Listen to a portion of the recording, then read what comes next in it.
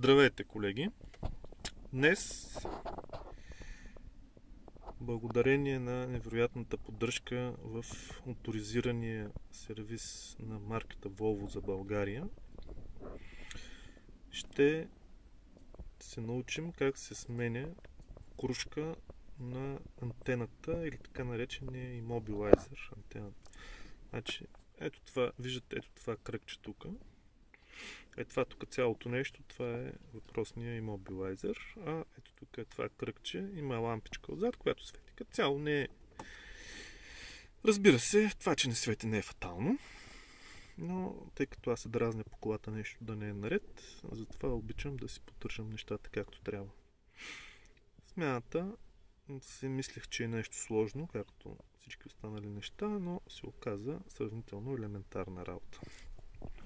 Сега, както виждате, вече е отворено. Отварянето става по изключително елементарен начин. Ето тук отдолу, виждате, има 3 дупчици, където с ето този инструмент бръквате и развивате ето тези 3 болчета.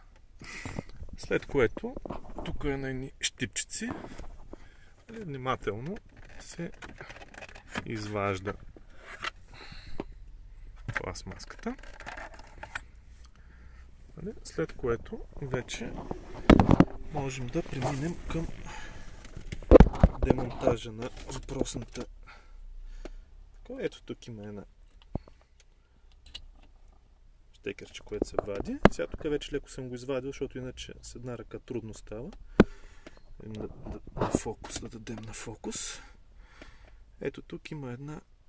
Ето тук се натиска. Ето тук. Ето тук се натиска надолу и внимателно се измъква. И ето тук вече съм демонтирал. Вижда се къде е крушчицата. Благодарение на един колега, който ме въртна лекичко и ме продаде изгоряло е такова устройство за 20 лева, да е жив и здрав. Както и да е, благодарение на него имах възможността да се поупражнявам. Ето е крушката, сега тя не трябва да е така, това трябва да е вътре. Аз леко съм го поскъсал. Ето е крушката, изглежда здрава, но според там он е уред. Това не е така. Крушката се вади по изключително елементарен начин с една отверчица. Ето тук отзад.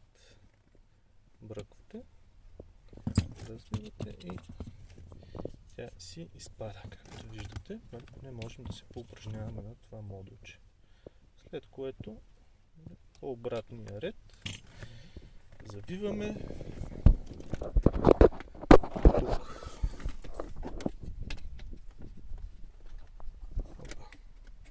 тук. Поставяме. Тук не съм го допоставил. Штракваме. Тук трябва също да штракне. Затваряме и сме готови. Общо взето, ако имате крушката за подмяна, в рамките на 5 минутки можете цялата операция да свършите. Успех!